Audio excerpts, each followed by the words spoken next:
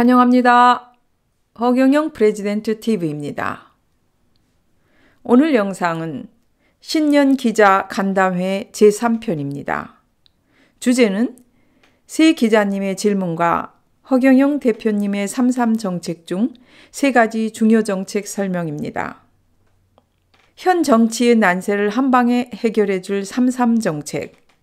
누구나 원하고 있고 한국을 중산주의로 만들어 국민을 살리고 나라를 일으켜서 아시아 통일과 세계 통일의 주춧돌인 3.3 정책. 첫 번째 질문은 데일리지 강영환 기자님입니다. 대통령이 되신 후 야당, 여당의 세력이 있는데 누구나 원하는 3.3 정책이 달콤한 정책으로 끝나지 않고 어떻게 성공리에 진행될 수 있는지에 대해 설명 부탁드립니다. 답.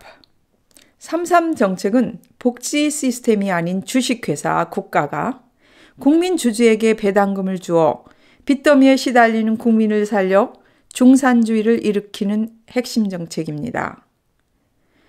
현재 국가혁명배당금당이 700명의 예비후보로 더불어민주당을 꺾고 제1당으로 등극했습니다. 150명의 정식 국회의원을 만들어 국회로 가서 법 개정을 하게 됩니다. 이것이 안 될 경우라도 저는 전국주라 국회로 들어갑니다. 80%의 압도적으로 대통령이 되어 300명 국회의원을 정신교육대로 보내고 100명을 만들어 헌법 개조하여 3.3 정책은 일사천리로 진행됩니다. 두 번째 질문. 방금 말씀하신 300명 국회의원이 가게 될 정신교육대는 전두환 때 삼천경대나 해병대 캠프 같은 것입니까? 정신교육대는 그곳에서 교육을 받고 합격해야 나오는데 시간이 오래 걸릴 거예요. 한 20년? 세 번째 질문. 현재 부동산 정책에 대해 한 말씀 부탁드립니다. 부동산 시장은 자유시장에 맡겨요. 개인 상거래는 관여 안 해요. 이것이 자본주의 정책이니까요.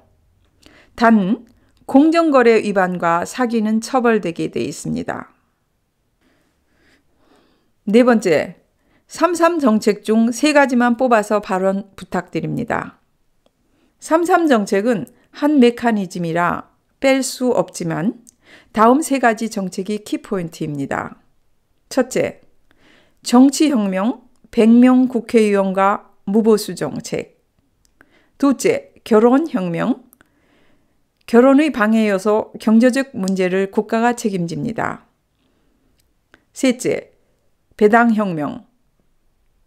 한 사회가 장인장모, 본인 부모를 책임져야 하는 것은 심각하잖아요. 국가가 해결합니다. 중산주의로 향한 엄청난 변화가 일어납니다. 점잖 떠는 무능력 정치인에 길들여져 나를 미친 사람이라 하는 이들이 제 앞에 와서 절을 할 날이 옵니다. 여러분들, 대한민국의 축복 3.3 정책을 잘 들으시고 총선에 많은 국민들이 국가혁명배당금당을 찍어 가계경제, 국가경제를 살려 살기 좋은 중산주의 이루기에 동참합시다. 네, 대표님 안녕하십니까? 예. 네. 데일리 그리드의 강영환 기자입니다. 예. 지금 이제 대표님께서 이번 총선 정책뿐만 아니라 올해 전서부터 이제 이 비슷한 내용들을 30년간 했죠. 네, 말씀하고 오셨습니다. 예. 저도 이제 뭐 개인적으로 들을 적에는 과연 그렇게 됐으면 좋겠다. 또 꼭 그렇게 되길 바란다. 이런 생각도 하기는 합니다. 예. 또 일부 다른 분들도 우리 저 대표님 그런 저 정책의 말씀을 듣고 그렇게 되면 얼마나 좋을까 이런 얘기들 많이 합니다. 예. 그런데 과연 이제 만약에 이렇게 해서 대통령이 되셨다고 하더라도 대통령 혼자서 해올 수가 그렇게 할 수가 없는 일이지 않습니까? 많은 다른 이제 야당, 여당이 있고 모든 이제 정치인들이 다 이렇게 그 뜻을 따라줘야 진짜 가능한 일인데 과연 이걸 그냥 달콤한 어떤 정책, 귀에 듣기 좋은 달콤한 정책으로만 끝날 것인지 아니면 그게 실현 가능한 건지 과연 될까 이런 생각도 하는 사람들, 저도 그런 생각을 좀 해봤습니다만 그런 사람들을 위해서 한번 말씀을 드립니다. 예. 좋은 말씀입니다.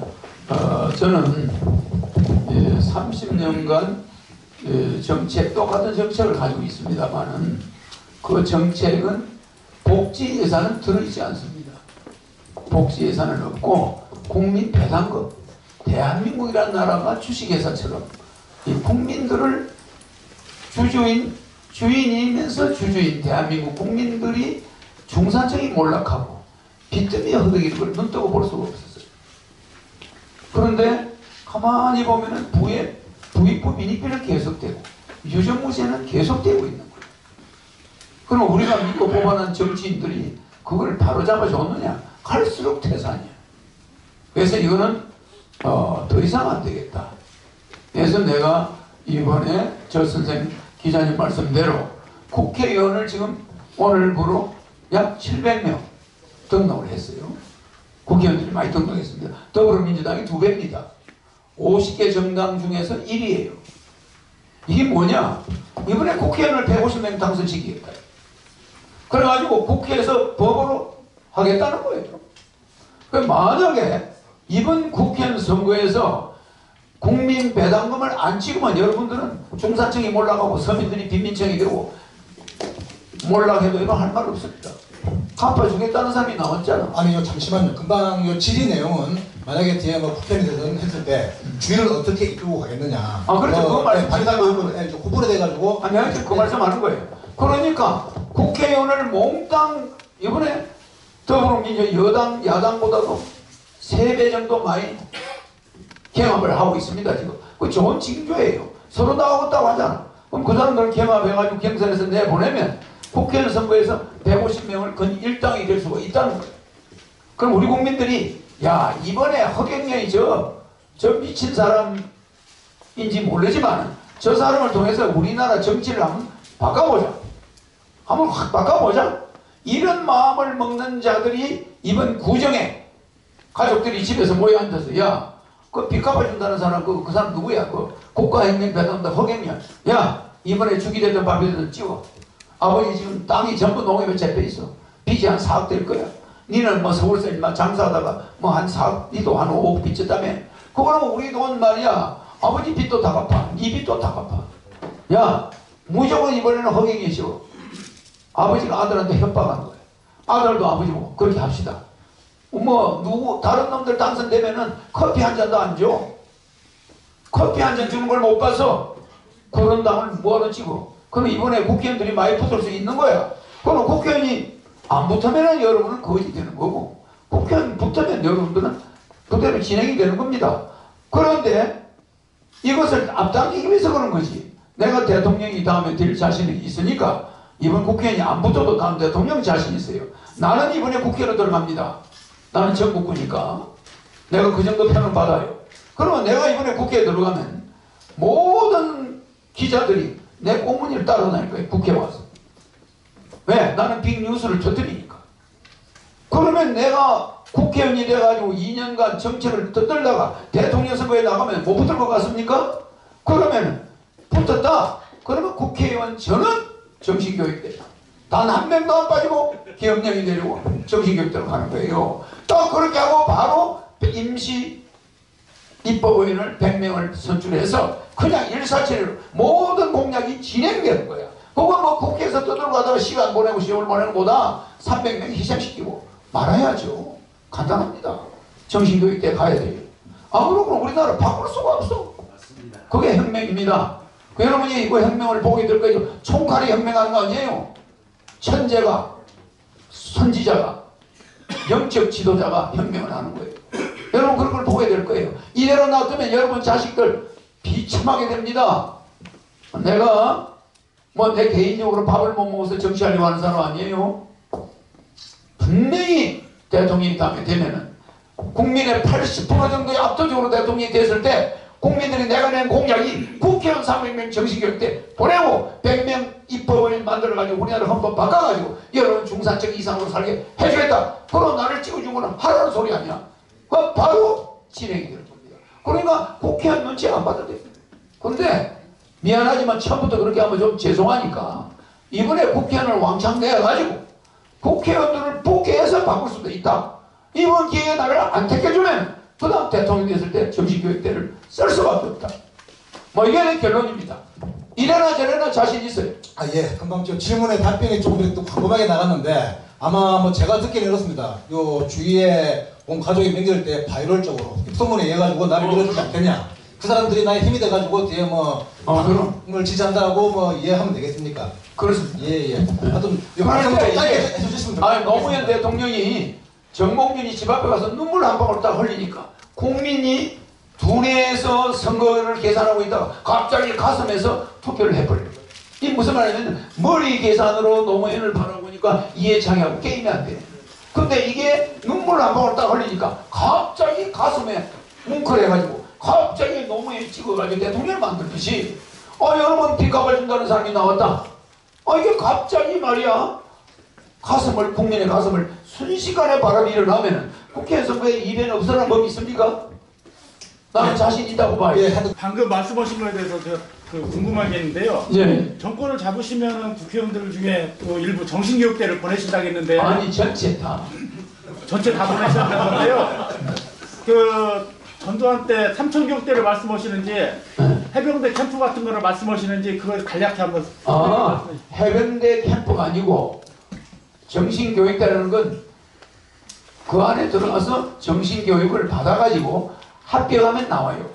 근데 합격해서 나오기가 좀 시간이 걸립니다. 한 20년 걸리지 않을까?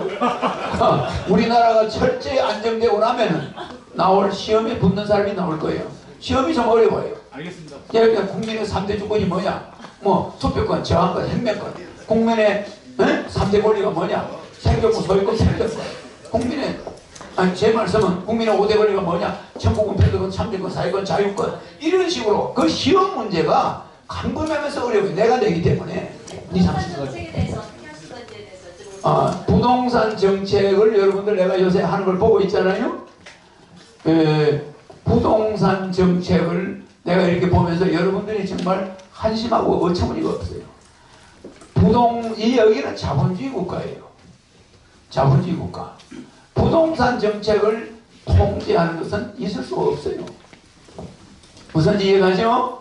그냥 비싼 아파트를 100개를 가지고 있던 우리는 종합소득세 받으면 되고 토지 보유세 받으면 됩니다.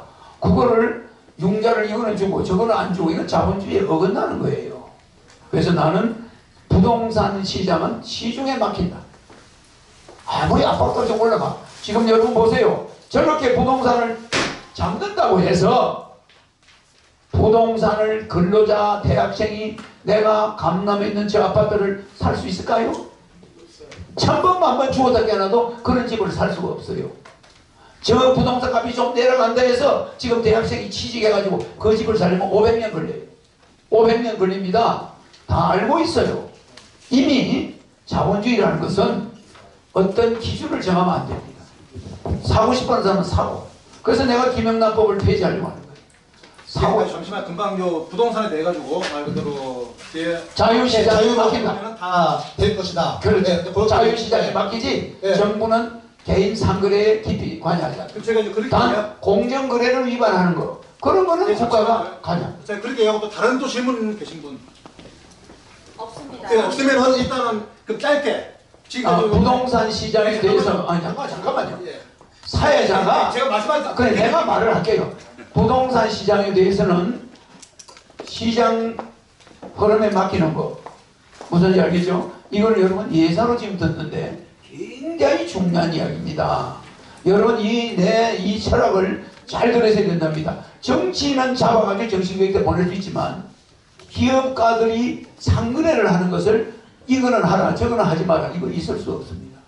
단 공정거래를 위반한다거나 분양하는 방법이 잘못되거나 사기를 친다 이건 몰라도 아파트를 10억을 받든 100억을 받든 저거는 위화감 조성하니까 깎아야 돼 이런 거 안 됩니다. 저거는 융자를 주고 이거는 융자를 주면 안 된다 이거 안 됩니다. 나는 그런 통제 정책은 반대하는 사람입니다.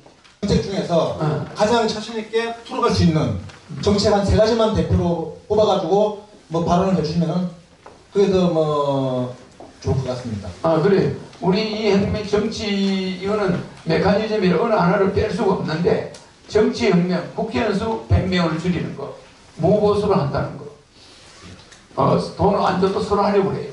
그럼 왜냐? 후원금만 가지고 하라 이거예요. 국회의원이 활동을 열심히 하면 후원금을 주잖아.